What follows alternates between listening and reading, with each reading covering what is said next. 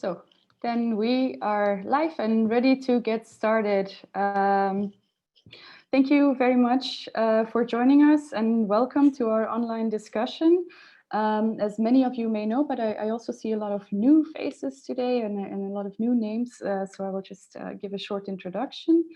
At Democracy International for the past months, we've been following closely how the measures to halt the spread of the coronavirus that are of course timely and necessary, but also have had side effects on citizens' democratic rights and democratic institutions around the world. To sort of keep track on those impacts, we have been interviewing experts and we've been meeting with activists, all of this of course online, in order to collect experience from around the world. And from these discussions, we've come up with different categories of effects to democracy. And so now we are organizing webinars on all of these categories every week.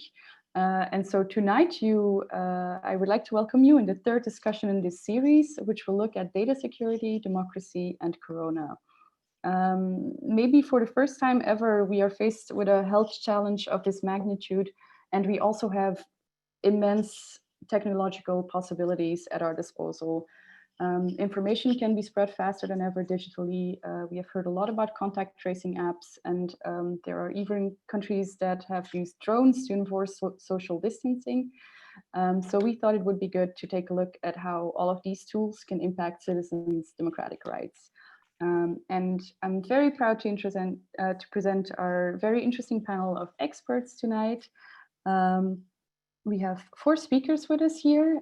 Maria Paz Canales, who is the Executive Director of Derechos Digitales in Latin America. Kamel Gargouri, who is the Secretary General of the Etakatul Party, or the Democratic Forum for Labor and Liberties in Tunisia. Nadim Nashif, who's the Executive Director of Hamle, the Arab Center for the Advancement of Social Media, which is based in Israel. And Matias, who is a board member for the Dutch organization Meer Democratie, and also a pirate and an AI researcher.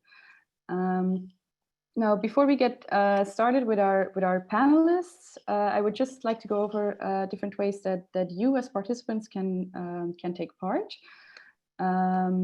This is we've called it an online discussion on purpose. It means it's not a lecture. We will have short inputs from our panel, but afterwards, the idea is very much that we open up the floor for questions and that you can also share experiences from your countries if you want to. For now, all participants are automatically muted, but it is possible to unmute yourself at any time. In the meantime, I'm getting a comment that people cannot hear me. Is this the case for everyone? Okay. So then I think that person who wrote that would have to check his audio settings. Sorry. Yes, so we will start with our panelists, and after that we we will open the floor for questions. And we thought that we would start with Maria Paz Canales, the Executive Director of Derechos Digitales in Latin America, an organization that campaigns for data privacy and freedom of expression, and that's really an umbrella organization for a number of organizations in Latin America working on this topic. Welcome, Maria. Thank you very much, Caroline. Thank you for the invitation today. So I want to share a little bit of our experience in all this context of pandemic and the role of technology that technology have been playing in the public policies that are being implemented regarding the fight of the pandemic, particularly from the perspective of Latin America. But as I am the first one in the conversation, also give a little bit of context that it's probably applicable to the situation in many places around the world. So I would like to start from a very simple point, which is to remind that data protection and privacy are human rights that are recognized in many international instruments, in many constitutions around the world, and in many legislation, particularly devoted to this topic in many countries. And why I start from that very basic point? Because also we need to remind that the reason why data protection it's part of the human right chart is because data protection and privacy protection, it's in some way an enabler of the exercise of other human rights.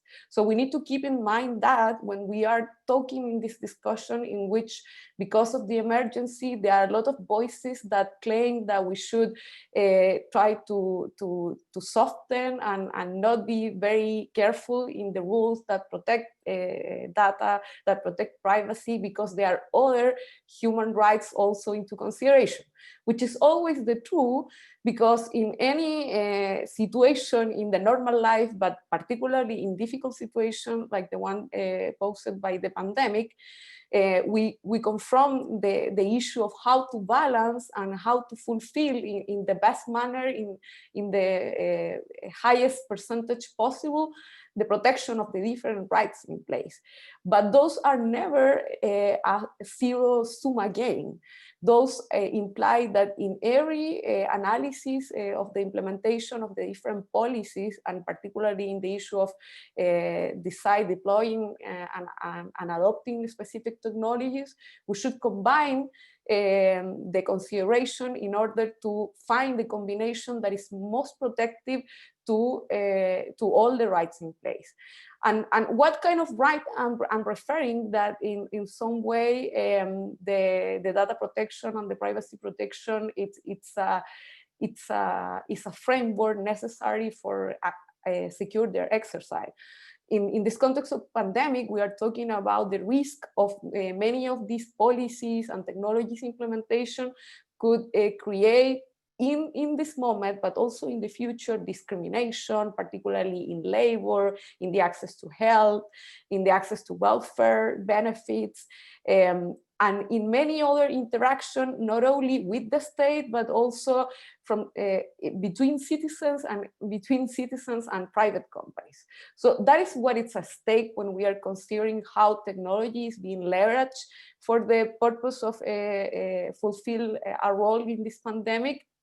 And considering that these technologies in general that we are considering for this context in pandemics are very data intensive technologies. So are data-driven technologies that base their functionality in the massive collection of data, either currently or putting a hand in data that it was previously collected with other purposes, and now it's trying to be repurposed in a secondary use for using in the context of the pandemic. And why this second point is also problematic, because as we know, in the recent times, in many places around the world, and particularly in the region that I represent, many of these data-intensive technologies are being implemented by governments, by private companies, with results that are not really aligned with the better protection of the rights of the citizens.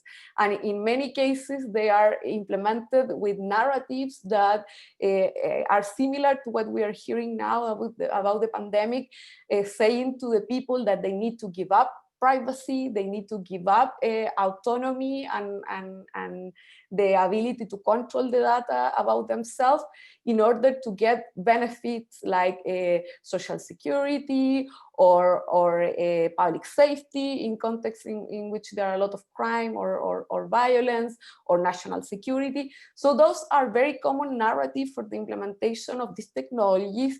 And those narratives are similar to the context of a pandemic in terms that they are presented as things that come in an emergency situation, but the reality that we have seen in the past, and this doesn't show that will be different the case, is that many of these technologies that are implemented under this kind of exceptional emergency state narratives, they stick over the time. And they have a tendency of having dysfunction creep. So they are finally repurposed with other purposes of social control, of surveillance. They have been used in the past for repressing dissidents or different political views, to in some way pursue or oppress the human rights defenders, minorities, migrants, all the most vulnerable groups in our societies. And when we are talking about this, what kind of technology, I think that's also to put an accent that we're not only talking about contact tracing, which has been in this pandemic context, the one that have get more traction in the public discussion, but there are many other technologies that can be equally or even more problematic. And I am talking about the use of data, for example, that is on the hands of the telephone operators, the data that was collected before by intelligence agencies or social enforcement, all that kind of data that if it's crossed with data in other governmental agencies or with data in private hands, can result, if there are not a clear framework of who can access and what kind of uses can be done with that data, can result in more harm than benefit. Not only for now, that we are seeing, for example, in Latin America, in a lot of countries, issues about discrimination, particularly with migrants or with vulnerable population. Indigenous group, for example, are also a very vulnerable group affected by this kind of technology, but also, as I mentioned it before, for the future. And just because I am representing the regional experience, and I'm gonna close this first intervention with this, I want to provide you like some concrete examples of this kind of technology that have been problematic in our region. So when we are looking into these different type of technologies, either technologies that were in place from before, or technologies that are being implemented on the run in this emergency state, we are seeing that many of these policies are implemented under the state emergency laws or state emergency decrees, which are exceptional legal frameworks that allows particularly the executive branch of the government to implement some kind of measure.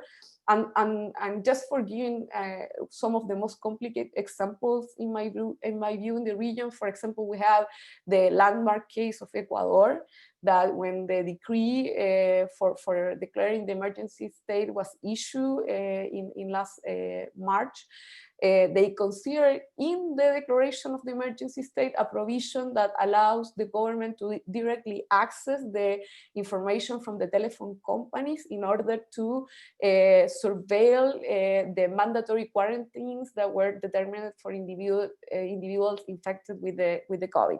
So this is problematic in all levels, but particularly in the level that in Ecuador, it's a country in Latin America in which there's not a data protection law in place. So there was no way in which the citizenship could really have any tool for oversight or for claiming the protection of an authority to intervene in the case that this data could be used in a different context. And this is inserted in a context, in a historical, social and political context in which in the past, Ecuador has a problematic story of using data that is collected by the government, by public agencies, for particularly repressed opposition to the political force in the government. So this is a clear case in which the emergency powers that were being conceded to the government have a very big potentiality of being misused, and there is no way in which the citizenship can control this. Similar examples in terms of the access to data that is in hand of the telephone companies, telephone operator. We have seen them in Colombia, for example, and in Brazil, but with two very different outcomes. In Brazil, in which there is a pretty strong constitutional framework that is very carefully examined by the Supreme Court. The Supreme Court blocked the decree that administratively was ordering this kind of data access from the telecom operators. But in Colombia, in which there are different contexts, and for example, they have a data protection authority, but they lack of an authority that has jurisdiction over the public agencies. The data protection authority only has jurisdiction over the private sector. They didn't fight back that provision, and they have a problematic provision of the similar type that is still in place because it haven't been able, the citizenship, neither an authority to block this exercise of power by the administrative branch. So those are very problematic examples that show that particularly in this moment, we need to remind the relevance of having a strong data protection as a guarantee that we will be able to control the information about people that or that citizens will be able to control the information that is available of themselves by the state, and have an ability to pursue claims and the proper protection by independent and technical authorities that are able to really force to the fulfillment of this framework of protection. So even if the discussion it's larger than this, if we start from this very specific point, we will see that we need to do that work, because otherwise this kind of measure meant us to stick with us for the future and provide a kind of control, of social control, that is more proper of authoritarian governments and not of democracy. And it's very dangerous to felt in this discourse of emergency, because this is a kind of discourse that later could be repurposed by for other purposes, and citizenship already it will be with this feeling that is something that is possible to give up because we did it for health reason. Why not doing it because of safety reason or the kind of reason? So it's a very, very problematic narratives in terms of the protection of democracy for the future. I will stop there. Thank you. Yeah, thank you very much. Of course, you have an entire continent to to cover, so I'm sure there will be lots of questions afterwards as well. I think for now we continue with Kamel Gargouri, who is the Secretary General of the Eta Katol Party, which is the party that has delivered the current Prime Minister in Tunisia. But is not represented in Parliament. And I would ask that he maybe explains that a little bit too, and then tells us a little bit about what the situation in Tunisia has been so far. Thank you. Thank you, Caroline, and thank you for giving me the opportunity to be with you and to speak a little bit about the situation in Tunisia. Of course, first of all, it's a little bit strange because we have the Prime Minister and we are not represented in the Parliament. This is due to the fact that in our constitution, if the first party, the party who win the elections, fail to have the government, to build the coalition and have the government, the president of the republic can propose a chief of government that form a new government. And this is why we have the prime minister now. And this is quite strange situation. But since the revolution, which was in 2011, we are still in political building, and we are the political families are for information, and we are moving from some parties to the other, and I think this is a normal post-revolutionary situation. The second point, which is important to speak about before the pandemic, is that we were in emergency state. We were in emergency state quite since the revolution, just a few moments, but all these 9 years were the years of emergency states for several reasons. One of them is the terrorism threats here in the region. So we are building the democracy, and it's quite a fragility. So we have to reinforce ourselves. Another point is we have an personal data security agency, who is an independent government agency, public agency, is the independent public agency which control the use of personal data from the government and also from other stakeholders, not only from government. And this is important in the situation, on pandemic situation, because this situation was like limiting the rights, the freedom. We had confinement, people who cannot move. This is a limiting of freedom and of rights. And this is, I think, the major point that make us to have some more or less relatively good results. In Tunisia, we had only 1,300 cases and 50 deaths. This is, I think, not so bad. We prefer do not have death, but this is the situation. So this is due to reducing some freedom of people.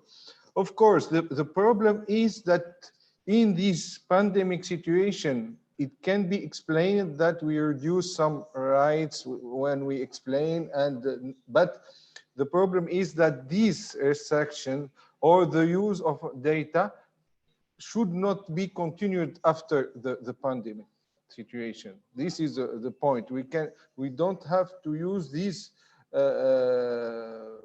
information after the pandemic situation. For this reason, what was used? It was used that from telecom societies, they get the anonymous information about the movement of the people to see if the people are in confinement or there is more people that then they should be in the streets. So this is what was an information, but like a gross information to have the picture of the situation, if the people respect confinement or not. And this was anonymous use of the information, like for statistics, and in the regions where there is a big movement of people, they go there and to explain to people that they have to be in their houses and not to move.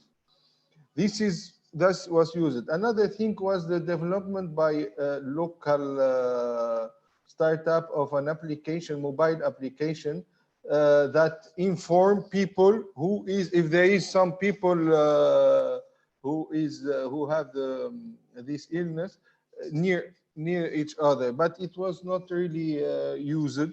It was developed but not really used, and this is totally voluntary. So you have to choose to implement this mobile application in your smartphone, and then to use it and to give the information about your health situation. So this was voluntary, but it was not really very successful. So the situation is that now we have, after the pandemic, when now we just reopened the border. They were closed, and since the beginning of this month, we opened the borders, and we have people coming from several countries, and also we have Tunisians who are going out of Tunisia, and then the possibility to control the spreading of this pandemic is difficult. It's more difficult, and we have to raise awareness of people about what they have to do to prevent themselves and the others from the contamination. So all the measures that were announced, and they are now also announced, but I think that's what we can do. We cannot go again in confinement. I hope too that we will not be again in confinement, but what we can use from personal data is only like a statistical gross data to see if there is some, in some region, if there is confinement, if it's expected or not. And we don't have to use this data afterward. Another point is all the use of this data, personal data, is controlled, is under the control of this authority, of the agency protecting the personal data. So to guarantee that it will be used for other purpose.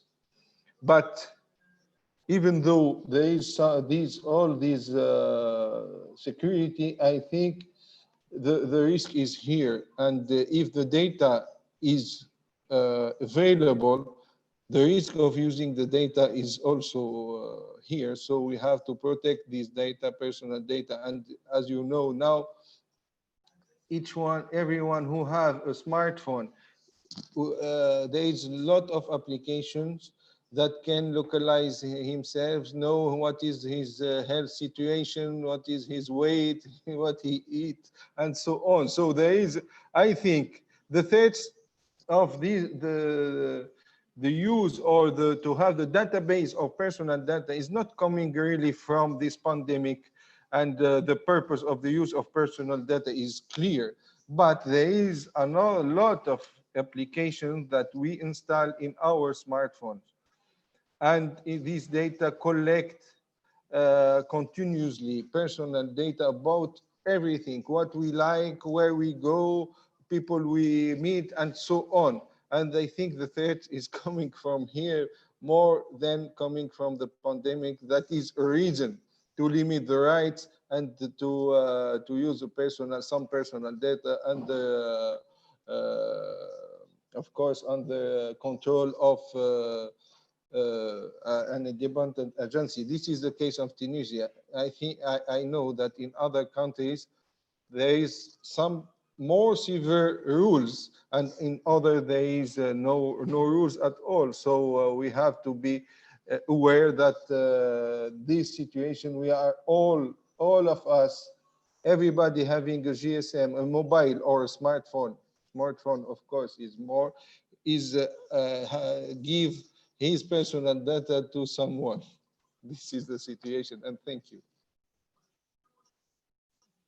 Yes, thank you very much. I mean, of course, this crisis also, it puts a spotlight on the question of the use of our data also by private actors. And it's something I think we all need to think about for the future.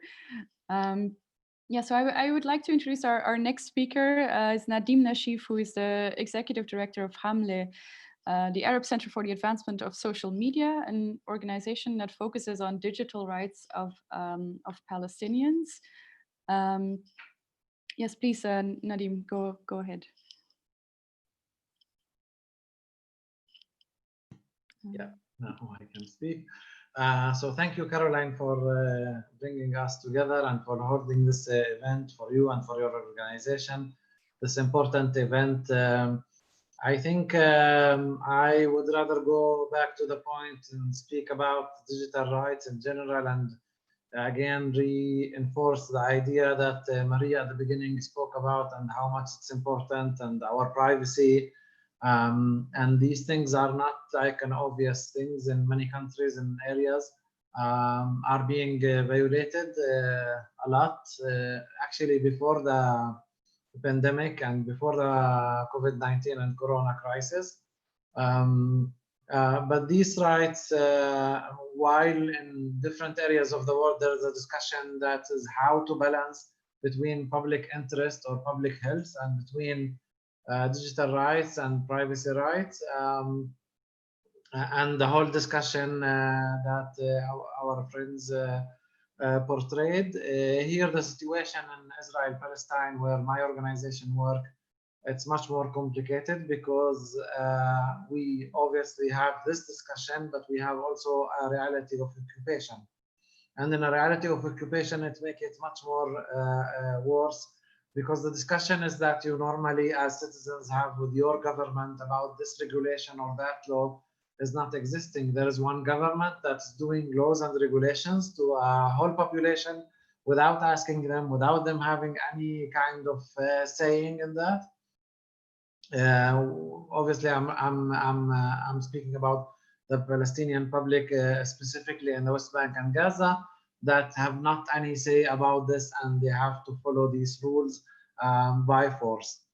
Going back also to the reality here, like a couple of years ago, we are talking about a reality that started from 2015, where basically the Israeli government encouraged the security establishment and industry in Israel to create softwares and technologies that can track the Palestinian social media, because as some of you remember, at that time, 2015, 16, there were some different clashes in different areas, and the Israeli government aimed to hold more control of the Palestinian population through the internet and the social media, through monitoring the social media. And since then, the industry of surveillance in Israel had a huge boost, because in a way or another, what we are saying as Palestinians, that in the past decades, Israel was trying lots of its arm industry in a kind of a Palestinian laboratory, unfortunately, and then selling it to third sides. What's happening with the industry of the surveillance industry that is being right now developed here by high-tech companies, Israeli high-tech companies, in cooperation with the Israeli security establishment, tested on Palestinians or tried or used on Palestinians, and later on sold in different countries across the globe, including actually Latin America, including African countries, and also even Arab countries and Arab regimes who are buying these surveillance technologies. I can mention the infamous group of NSO, who created Pegasus. You know that Pegasus is a software, a malware that has been used in very different places across the globe, including the famous case of killing the famous journalist Jamal Khashoggi in Istanbul, in the Saudi embassy, and other cases. So what I'm trying to say is these surveillance technologies are linked from different areas. They start in one area, but and being tested and developed, and later on sold to different authoritarian regimes and oppressive regimes across the globe, and being used also to track human rights defenders. We heard about some cases in Morocco. We heard about cases of researchers of Amnesty International that were tracked, again, using this Pegasus and these softwares. So I'm mentioning all of this as a kind of background, even before starting speaking about the pandemic, and how the pandemic actually accelerated all of this into a kind of crazy reality that everything is legitimate, because what the Israeli government was saying, basically, now people will be dying. This is a crisis. Nobody can really criticize us. There is legitimacy because of the panic, and this is something that will save lives of people. So we are allowed to have this gross violation of human rights, of digital rights, to follow people, and it started basically with this geolocation, that they are tracking citizens and non-citizens through the mobile phones, who met with whom. I mean, the argument would be, we want to track these people to know about people who are tested positive for corona, and to know whom they are meeting and which people came across them, etc., to notify them. So it sounds great, but on the other hand, it's done by the secret services. Which is a bit weird. Like, why the secret services? Why it's so secret? Why it's not transparent? And basically, through this way, they were tracking citizens. Later on, we discovered also that there is a system that is called the Hawkeye, which is basically a system that tracking cars and plates of cars and people in cars. So basically, everybody who's traveling anywhere is being monitored by this sophisticated system of cameras. And later on, we discovered also that actually there is a system or a huge database that's called the Tool, that is actually functioning since 2002. And it's basically recording every telecommunication that happened. So every mobile phone, every call, every SMS, everything that you can imagine, every web page that you serve, is recorded in this huge database of information with terabytes.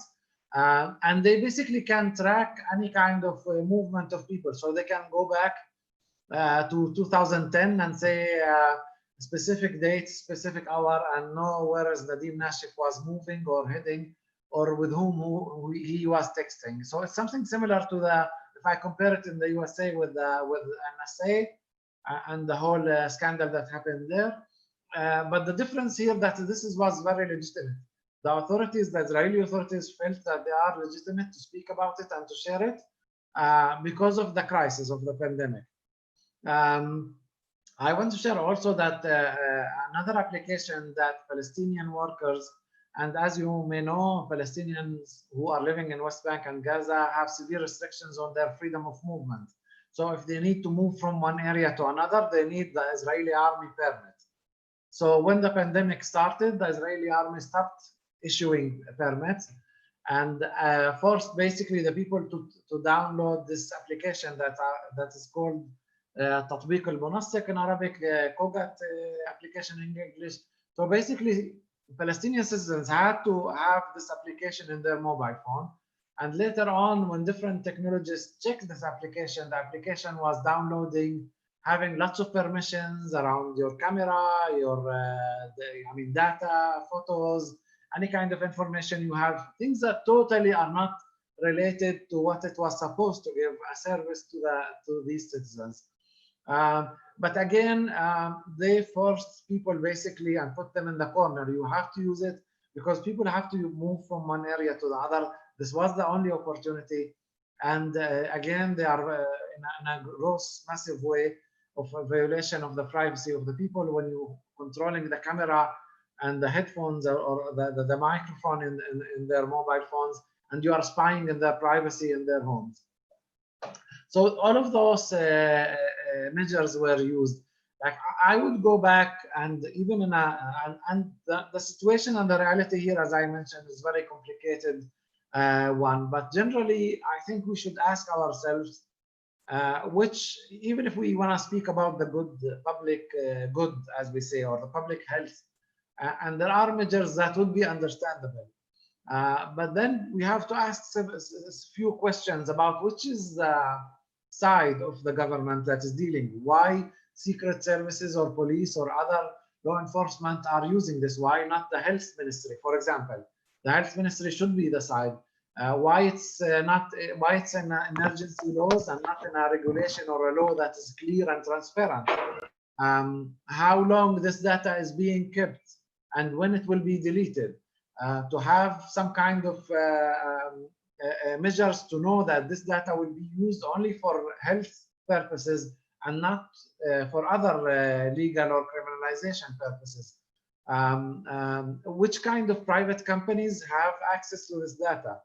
Again, I would go back to the Israeli example, while the infamous company of NSO is working with the Ministry of Defense and with the army and with the secret services, and this private company is also having access to the data. So there are serious questions that should be asked, whether it's in a normal situation of a democratic reality or in an oppressive system.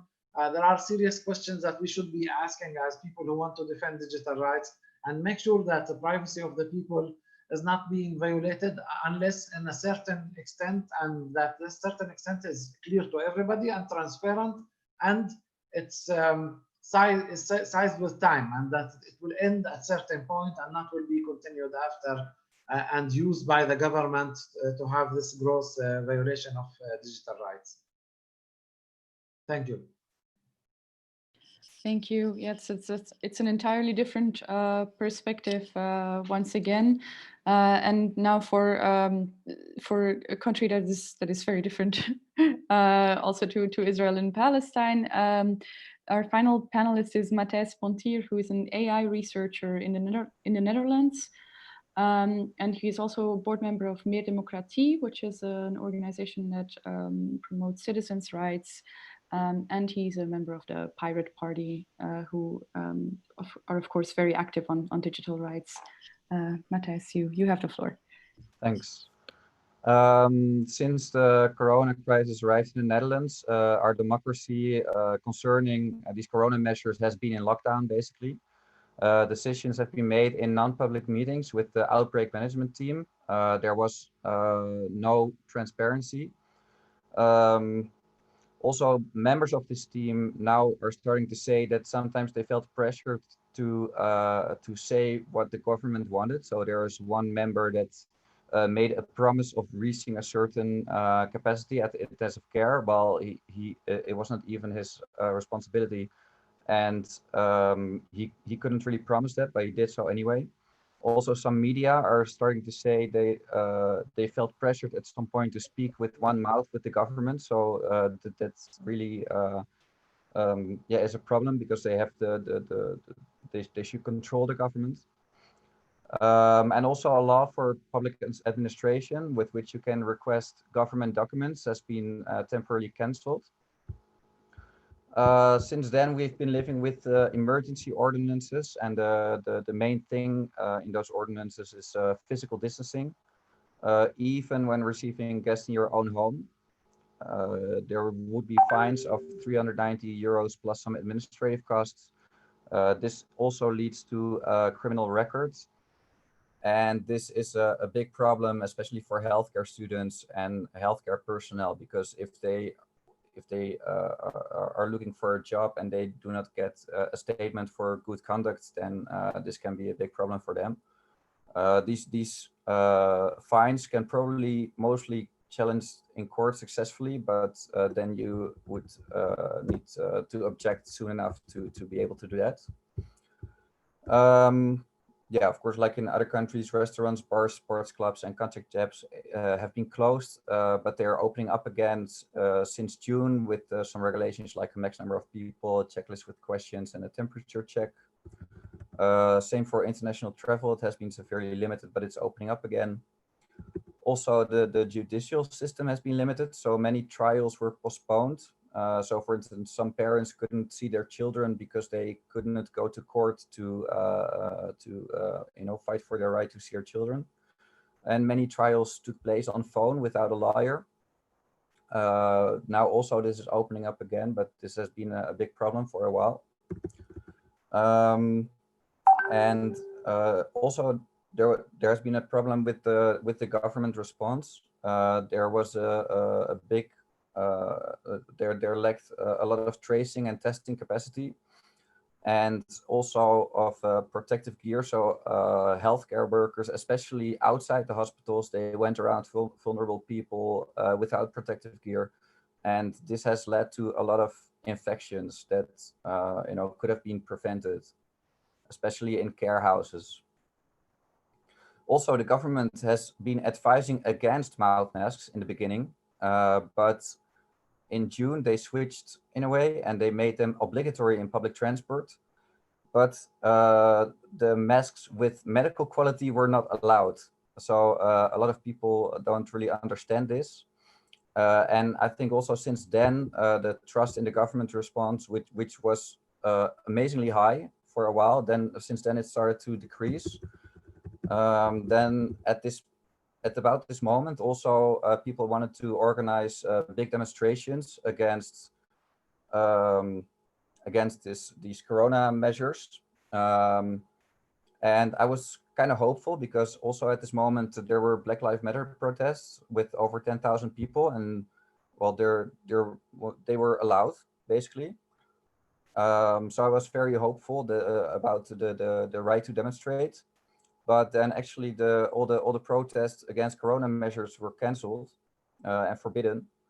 And people who came anyway had to deal with police violence. And it has taken several weeks after that for the first successful demonstration against corona measures. And only hundreds of people were allowed to come. And also in the media, these protests the people at these protests are basically portrayed as conspiracy nutcases. And to be honest, some of them are, of course, but many of them just have critique are critical about, for instance, looking only at physical distancing and not so much at other reasons or other possible measures. And actually some of the things they are saying, they are grounded in science, and they are now also getting accepted by our health authority and WHO. Then there's these Corona apps, contact tracing apps. Well, one very big problem with these apps, they use Bluetooth contact tracing, and Bluetooth is it's not a good thing to use for this because it's very imprecise. You're always a few meters off. It depends on the weather. It depends on how many people are in between. Also, if a window is in between, then you can barely notice it. So it will either lead to a lot of false negatives, but to make it useful, it will and to find any context whatsoever, it will lead to many false positives. This will cause lots of extra work for health institutions.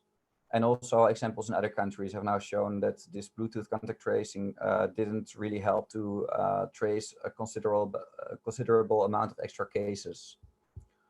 Yeah, one detail about is that the tech service is facilitating this Corona app while they have the worst possible reputation concerning privacy in the Netherlands, especially at this moment. They broke several privacy laws, and there has recently been a scandal that included racial profiling and profiling people in poor neighborhoods for fraud. And now also it turns out that they are cooperating with Apple and Google to use the Google Apple contact tracing that they have integrated in their operating systems. This is making our health policy very dependent on Apple and Google, and I think as a government you shouldn't put yourself in a position in which important health policies are dependent on big technology companies. Also, you cannot really opt out of Google and Apple contact tracing because it's in the operating system. These contact lists are held there anyway. And this legitimizes a new form of surveillance. Before there was no surveillance of contact lists. If you look at how they then are creating the app, it's kind of okay. They asked many critics to join the team and to make it as good as possible. So it could have been a lot worse. But for instance, the data is decentralized. But of course, it's decentralized data can also be centralized by Google, by Apple, or by the health institutions that deal with them. And of course, there's a risk of function creep. Apple and Google may also decide that they want to give other institutions access to these data. So it could, for instance, be very interesting for law enforcement to have contact lists of targets. And it can also be very interesting for commercial purposes. And but basically in technology, function creep is rather the rule than the exception. So that's something I'm afraid of. And also, and on this, I'm very critical about the government. They leave open the option to limit freedom of movement based on these apps. Governments should forbid any organization, so not only themselves, but they should also forbid other organizations like restaurants or public transport or other establishments to make this app obligatory to get access. Now they don't, so this can still happen. Another thing is that the government is trying to change a telecom data law to track cell phone data. So with this, they can track movements of people. This proposal has been reduced to rubble by the Data Protection Authority twice because the goal is unclear. There's less privacy invasive alternatives available to also check the spread of corona. The data is anonymized, but it can be traced back to individuals by combining the data with other data sets. So it's not really anonymized as usually is the case. Law enforcement can also use these data And because there's very little added value to stop the spread of corona, some people think that this is the actual goal of this law. And well, at this moment, we are hoping that Parliament will vote it down, and otherwise, we expect it can be challenged in court. But this plan is still there. Another thing is that professional medical secrecy is harmed. So now everyone's electronic patient records can be accessed through a national system unless they explicitly opt out.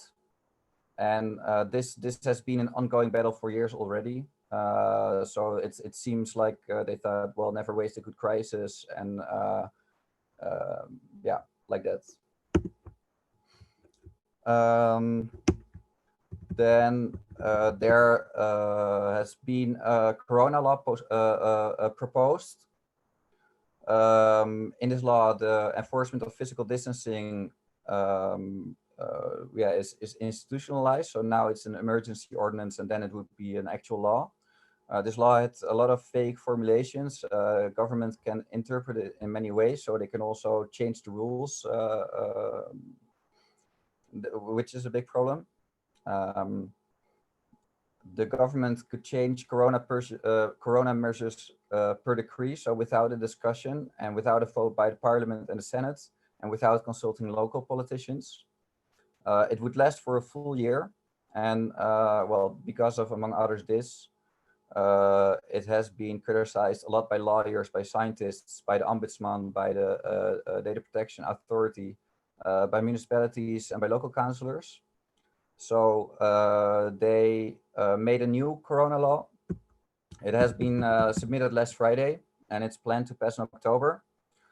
Well, this law, there should be a law, because now we have these emergency ordinances, and these are also really, really bad.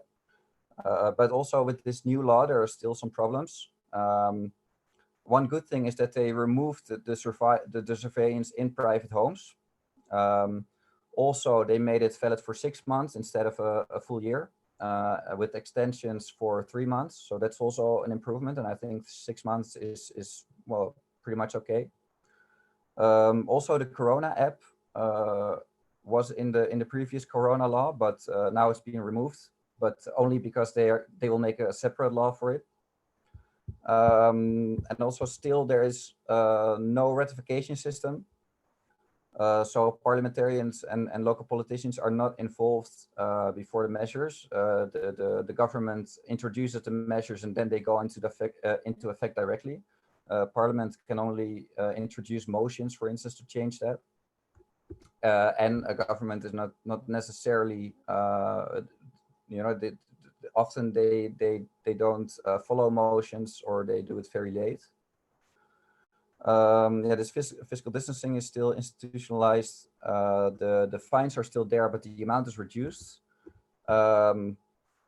You still get a criminal record, but they said it should not affect statement of conduct. So that is an improvement, but still, I think there should be no fines at all, actually. And because of this institutionalized physical distancing, the right to demonstrate is still heavily affected. So I think an authoritarian society uses control and repression to control a pandemic. And I think in a liberal democracy, which I hope the Netherlands to be, you should always assume freedom and responsibility. And the role of the government should be mainly to enable people to protect themselves and others as well as possible. And then have trust in society that people will do that. And then the role of the government would be to have good monitoring, good information, and good advice. Sufficient protective gear, and sufficient capacity to trace, test, and isolate. And I would propose to abolish all forms of repression in reaching this. So with that, I'd like to conclude. So thank you.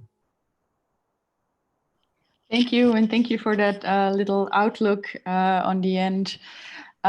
So that's perfect timing. We have half an hour left now for questions from everybody who's joined here.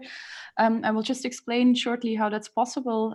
You're very welcome to write something in the chat if you want to, but there is also a possibility in the participant box if you click on participants where you can raise your hand, and then you can just ask your question live after that.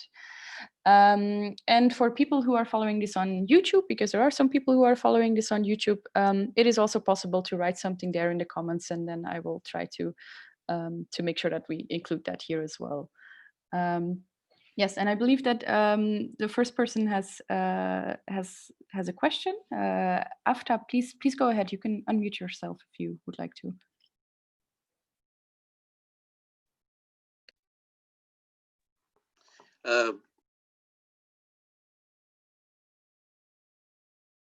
My name is Aftab Mughal, and questions to all the speakers.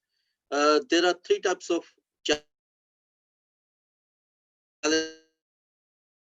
challenges during coronavirus. My question is, what is the response of the organizations or the companies who own the social media or they regulate the social media? What are they intervening in this situation, or they are just silent spectators? Thank you. Sorry, because the sound quality was a little bad there. Just let me recap. So your question is what the role of the government is if they work together with social media and app developers, or if they do it themselves. Yes. Okay, thank you. Is there any one of our speakers who would like to take that question? For in Tunisia, what we have done is only with the telecom companies to have the data of the people who are moving. So we did not use the social media, and so of course, obviously, we don't. There was not a discussion with between government and social media owners. So this is what we have done. But I believe sorry, just as an addition, in the case of Tunisia, there was an app that was developed by the government themselves, right? Or yeah, there is not by the government, but it was the app that was developed. You know, during this pandemic, there is a lot of energy, creative energy. We had the boom of this, and a lot of application. I don't know, solidarity movement and so on. That were very creative. Among them, there was an application about the information if there is a people who get who get the illness or not, so who get the COVID or not. So this application was developed but not really very used. What was used is, as I told, is information about it. They said that it was anonymous and under the control of the independent authority of for protecting personal data. So they get where people moved and to see if the confinement was respected or not. It was announced, and they told the population about this. But I agree that we have to build awareness and to be confident to the people, to the citizens, that we respect, because the health care is the interest of everyone, and every citizen who has to respect this. And of course, the issue is big because we can banalize the use of personal data. That was I said is now banalized because a lot of applications are using this data, and everybody, not everybody, but a lot of people find that it is normal way to do. Yeah, I can add a little bit on that, Caroline, if I am allowed. Of course, I'm allowed. Yeah, from the perspective in terms of the content moderation issues that are in the hand of the big platforms that provide the space for communication in regular times, but particularly in these unusual times in which we cannot meet physically, so they are become even more crucial in terms of social interaction and the sharing of information. There are some problematic issues regarding with this phenomena that it's labeled as infodemia, and what is the role that they should have in moderating the availability of content in terms of the different perspective, the critical perspective that can exist regarding the different measures that either governments or companies or anyone in society is taking regarding this pandemic. But also about the spread of misinformation, for example, scientifically inaccurate information, which can be very harmful for the public good in terms of make people believe things that are wrong about treatments, about risk, etc. And that it's very problematic, because even we have seen that in many places of the world, particularly in my continent and in my region, there are a lot of leaders, head of government that have been part of that trend of misinformation and providing wrong claims and affirmation about the use of specific treatments or trying to contradict the information about what are the proper measures to take, or the severity of the virus and the infection by the virus. So all that has become something difficult to handle for the companies. Also, maybe my other colleague, Matias, maybe can add after me something regarding the use of artificial intelligence technologies in order to police the content available in the platforms, because with the surge of the pandemic, many of the companies, they move their previous practices of having human content moderation, and they substitute that human content moderation by automated moderation. So that also has had a very big impact in terms of the information that is available. So there are different difficult issues regarding the availability of information and the problematic role from the companies and from the governments. And maybe the last point on that is something that also Matias raised in his intervention at the beginning, was one of the many points that he covered about the transparency, about what is the role in terms of in which way the governments can be more effective in terms of informing properly the citizenship, not only the resolution, so what are the policies that will be implemented, but rather they should be much more transparent in informing what are the bases in which they are making their decisions, how those are scientifically strong fundaments for making those decisions, how they prove to work or they don't and they need to be changed, how that information should be available for external organizations or bodies to oversight and audit and provide alternative visions for developing those policies. So all that, it's also a matter of how this information flux in different platforms, because many times this discourse can be very clean and scientific, but in other cases, when people start to get pissed off because of the lack of response from the government, this discourse start to be a little bit more uncomfortable, a little bit more violent, or a little bit more direct, and that it can be also an issue, because that content can be ended being moderated and taken down because of those reasons, when it's really critical for building movement in terms of being critical of the role of the governments and even the companies also in this context. So I think that there are many issues regarding the availability of information that they're not new in the reality.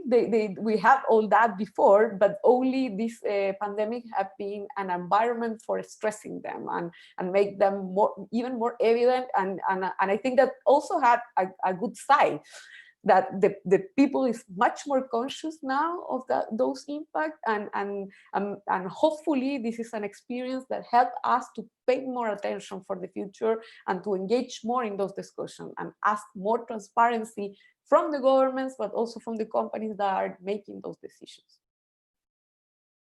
Yeah, Someone on YouTube has asked a sort of a related question, and it's specifically addressed to Mr. Nasheed and to Ms. Canales. So they are asking, how do you foresee the use of data accumulated throughout the pandemic when the pandemic is over, when social unrest may arise as a result of economic effects of lockdowns? So this is really about how this data is used after the pandemic. Maybe I can go, but you will hear my voice for longer time. So I don't know if you want to mix. Oh, sure. Maybe Nadine, you go. Nadine, you go first, and then we come back to Maria. Okay, so I mean, I first want to continue what Maria was speaking about. Just a short comment that I think it's also risky that we are giving too much power for censorship of fake news by the companies, because this is a kind of also a slippery slope that you start from somewhere, but you don't know where you end. And we are all aware about the discussion lately about, for example, Trump posts, and Facebook was criticized because they did not censor him or they took away his posts, while Twitter did. And the question is, like, from these cases, because he's a famous figure, obviously, so the discussion was very heated. But the question is, how much, where's the line? Like, where's the line of the governments and the companies?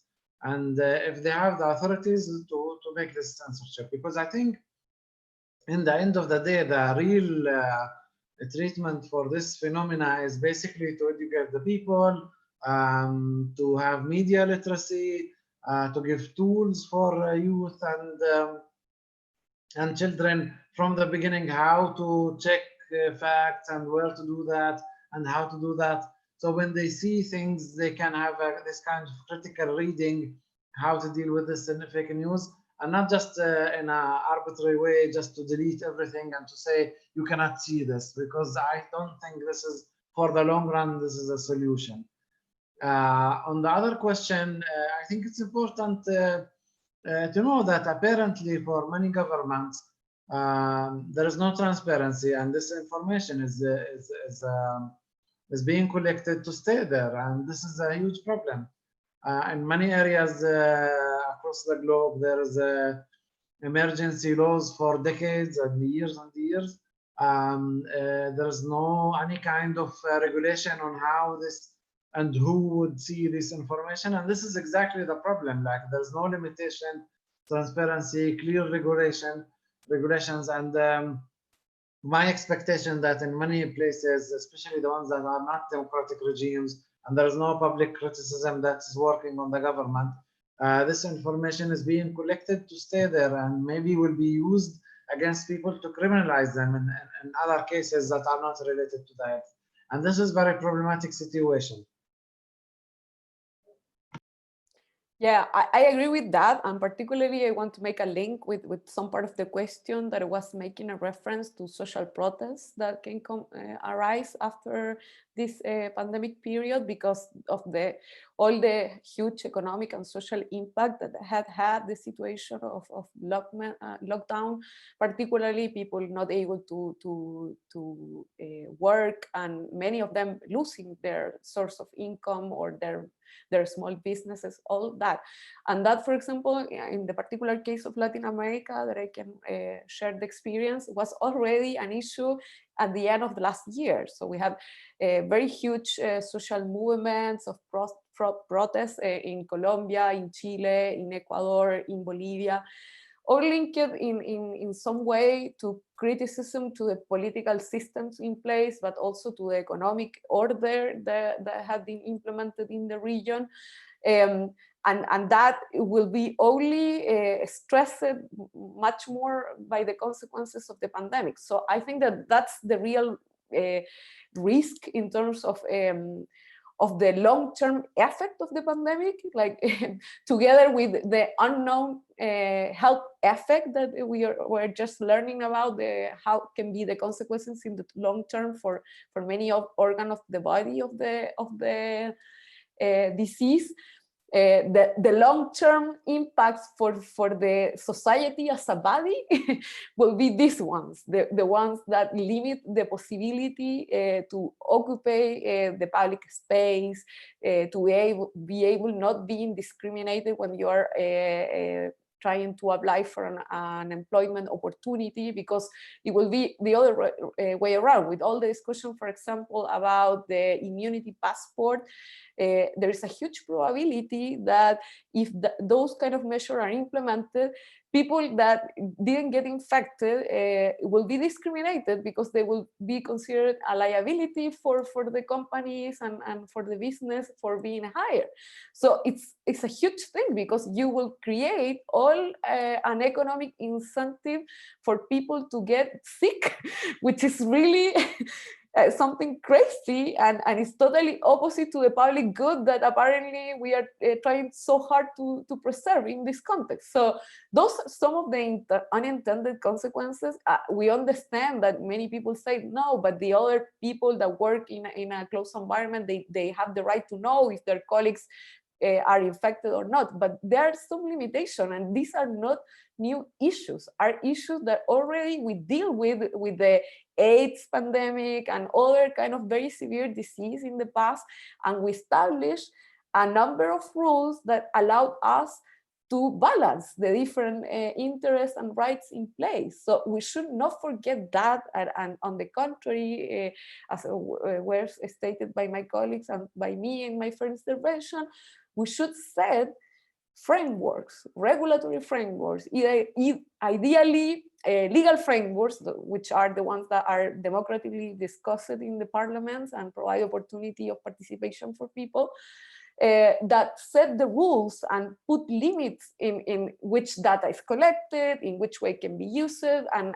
when it should be erased or eliminated, and an external oversight to be sure that this will happen. Otherwise, we risk that anything that we implemented, even with the best of the intention, let's suppose that some of them at least are implemented with good intention, can go totally wrong and be repurposed in a way that will be harmful for the exercise of the civic rights and the social economic rights and the liberty and the democracies. As I say at the closing of my first intervention, this is really crucial, because it's a decision that positions us in a point of deciding what kind of societies we want to live in. A more authoritarian society in which everything is controlled and measured, maybe for like limiting risk, but at the risk of losing your dignity, your autonomy, and your humanity. So this is what is at stake, and we should not be confused and think that this is only an issue of health. It's an issue of how we want to define our life as human beings and as a collective and as individuals. Thank you. Yes, thank you for that. We have another question from Didier. So please go ahead. You can go and ask it live. You would just have to unmute yourself. Yes. Yeah, can you hear me? Because sometimes the sound is bad. We hear you. Okay, so my name is Didier Cornel. I'm from Belgium. I'm, let's say, first here as a world Democrat, world citizen. But my question is going in a maybe quite other direction that most of the speakers see here. So first, I want to remember that in the Universal Declaration of Human Rights, there is one article 27, and this article is everyone has the right freely to participate in the cultural life of the community, to enjoy the arts, and to share in scientific advancement and its benefits.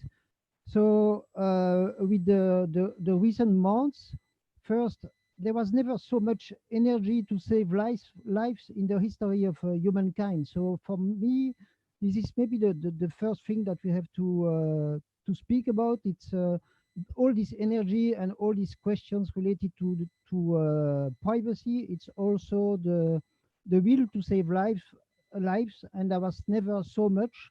And of course, there are many human rights questions, but I was surprised that until now, I didn't hear anything about the right to health. So the right to health is actually the first right necessary to live. You know, if you don't have a good health, and if you die, you don't have the right to life. And then one of the things that could happen with this pandemic is that we could share and we could have more health data with all these systems of collecting data. And well, I heard about all risk, but I didn't heard anything, I think, about this concept of putting all data together, of open data. So sharing data to be useful for the health of others. And let's be honest, when people are speaking about privacy, the human right to privacy, it is important, but for most weak people who are dying of diseases, the most important right is the right to health. Yes, so sometimes I have the impression that the principle is to protect the right to privacy independently of is it useful or not for the collectivity. And my question is, how do you want all this data gathered at the moment to be useful for the community? And do you think that, well, do you think that, let's say, for example, all data related to DNA and to health should be the private property of the people, or should be like a common good? So my idea is it should be a common good. Let's imagine that I have a special DNA useful for everybody. I should not have the possibility to keep it for myself, I would even say. And let's say that the solution against this COVID-19 is in the data. It should be kind of obligation, a collective human right to use it together. So you see, I'm of course exaggerating a little bit when I'm speaking like that way, but and I think it's important to have limits concerning private enterprises and to make it sure that it's useful for everybody. But still, I would like to hear about some reflections about what to do with the data concerning health, and what is your opinion about what is a priority? Is that data for human health or privacy, for example? Well, of course, I know that I heard that, well, people will say, no, it's not a question of choice. We can do both together, but that's not always true. That's it for me. Okay, thank you. Is there anyone of our, Kamil, yeah, please go ahead. I've also seen Maria shaking her head. Yeah, this is because this is a big issue. Of course, public health is very important, but how we use the data is also important. So if we have the personal data is that one citizen is sick, we have to bring to him the health care, the necessary health care. This is the role of the state and of the community, of course. But we will not say to everybody that these people is sick, because it will be a discrimination issue. So this is what is we have. If we have a personal data about health for this corona or other illness, it's not the problem, but we have to bring the healthcare to these people. But for statistical purpose, we can have gross data from population, kind of population who is more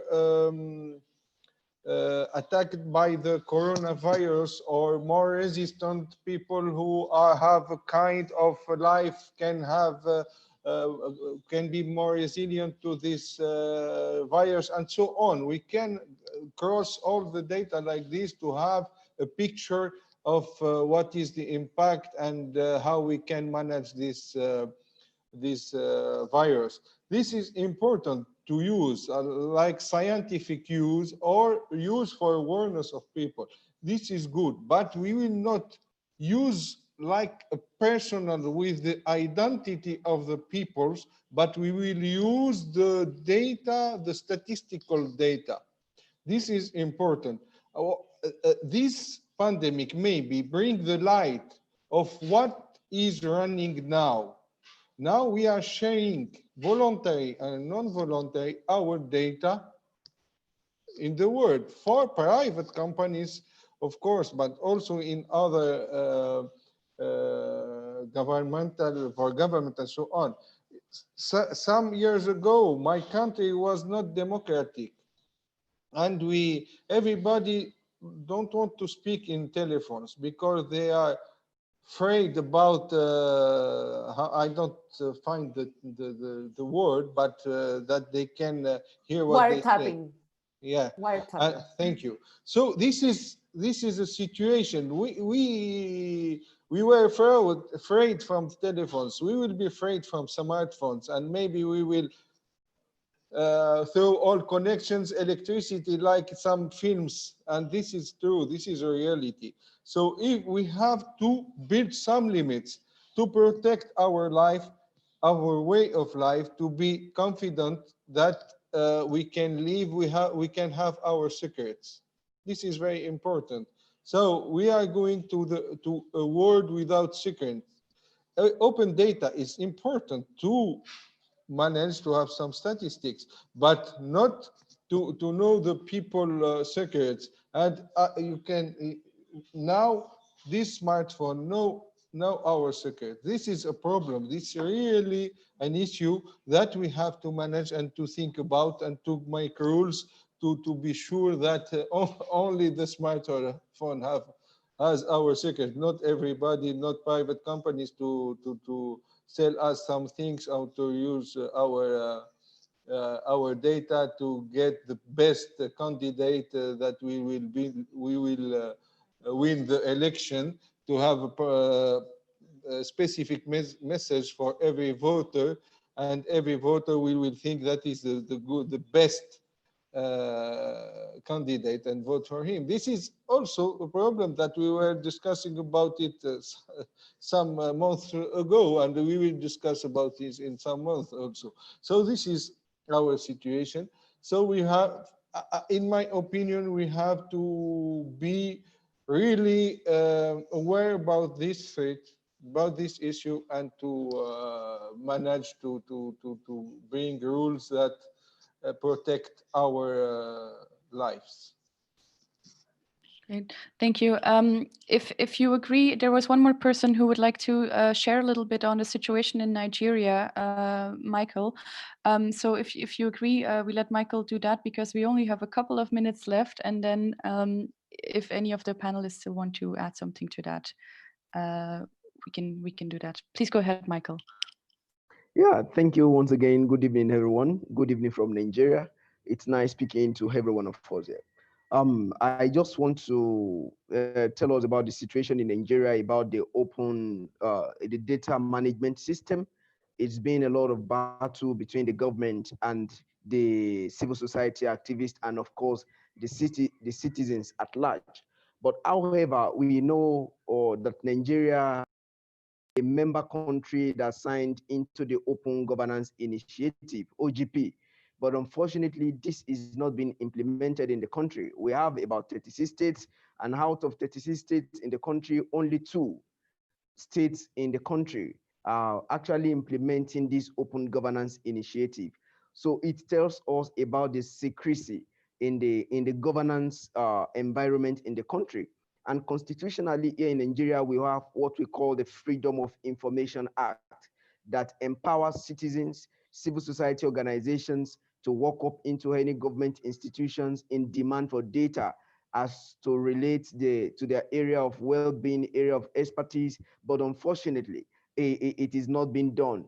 So let me tell you about my practical experience. Yesterday, I was at the Ministry of Water Resources. I'm conducting a research on water accessibility in North Central Nigeria, and I was with the director in the Ministry of Water Resources. So I was asking him about how much they normally budget for water utility in the state for citizens on annual basis on the fiscal budget. But unfortunately, I was told that it's not what they can demand, what they can actually disclose to me. So it tells us much about how things are being done in this part of the world. So And again, in terms of population, constitutionally, Nigeria was supposed to have another population census. That was in 2016, because every 10 years, the constitution stipulated that the population census be conducted so that we can know the numbers of people in the country.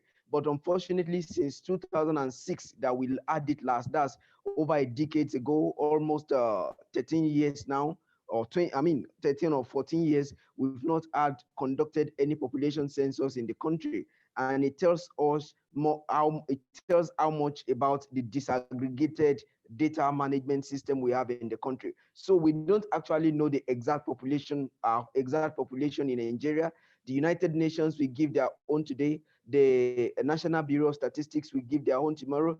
The United Nations population for Africa will keep giving their own. So we don't even have exact data, exact population of the country. But however, continuous pressure from civil society organizations on the government, the political actors, the government institutions, elected representatives, we are hoping to continue to make pressure to push so that at least to a very large extent, there can be open initiative. The data system of the country will be open to all citizens to access. And when this is done, it will enable us to actually ask questions where necessary about the management of our Commonwealth. Thank you very much.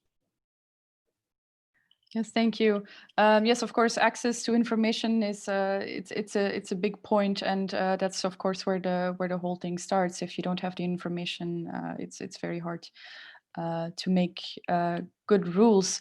So unfortunately, we've come to the end of our panel, and I see that there's a big discussion going on in the chat, and it just shows that that this really is a topic that people that occupies people and that people are worried about and want to discuss. Yeah, people are sharing some links, and we will try to put those on our website. To wrap this up, I would really like to thank all of you for joining us, all of the participants, but also specifically thank you very much to our panelists for starting this very interesting discussion and bringing all of these different perspectives together. I just want to give one more service notice. So we talked a lot today about the link of data security to the legal framework, to the role of the parliament, to emergency laws. And I just want to refer to our discussion next week that will look at states of emergency around the world, where we will be joined by Professor Zoltán Palinger from Hungary, Professor Emilio Mayer from Brazil, and Prashant Tandon, who's a journalist from India. So that will definitely be a very interesting discussion also that will look at a little bit of a different perspective. And so just before leaving like that, I would like to ask our panelists if they want to add one more thing in one sentence before leaving this meeting. Please go ahead. Maybe we start with Kamel. Thank you. I hope that we will meet soon in better conditions without this pandemic. But I think we have to build on the lessons we get from this pandemic in solidarity, in interest in global health, and so on. A lot of lessons that we have to learn and to build on, and of course, a lot of threats that we have to avoid. And thank you for inviting me to participate with you. Great. Maria? Yeah, I just want to close with some of the last point that we were discussing on the chat, linked to the question posed by Didier. I think that precisely what we need to keep in mind that there are ways to balance the different rights and interests in place. We lose this fight if we are convinced that this is a zero-sum game. This is an opportunity to really put in discussion all the different relevant rights that could be affected by the different measures, and to be very critical in what are the better technical solutions for address them, releasing the value of data, but not causing the harm that comes from the indiscriminated collection and access to that data. So that's the thing. We don't want to provide the impression that we're saying that the data is bad. Data can be very useful and have done a lot of benefit for the humanity. But for releasing that value, it needs to be handled in the proper way, with the proper governance structure, with the proper transparency and oversight. That's it. Thank you very much for the opportunity. Thank you. Nadim. Yes, I mean, I would go back to the discussion about the health. Now, obviously, we all want everybody to be healthy and in a good shape and to use everything as possible to make people feel better and to overcome the pandemic. And I think this is something kind of obvious for everybody. Our discussion is how to make some kind of standard on how governments would collect and use the data in a way that it would have a minimum harm of the people and the individuals. I mean, I think this is the main point.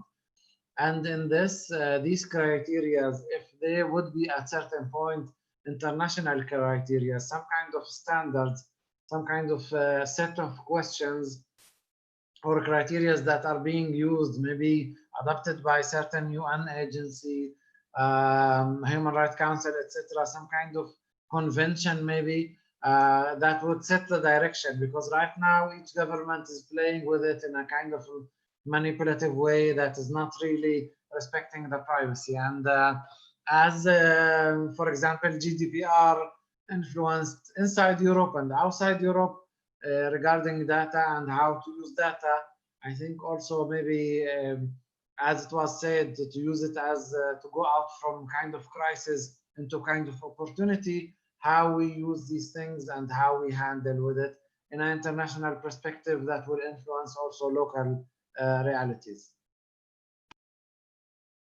Great, thank you. And finally, Matias, I see you're posting a lot of links also that we will post on our website so that people can look at it quietly. But is there anything you'd want to add now?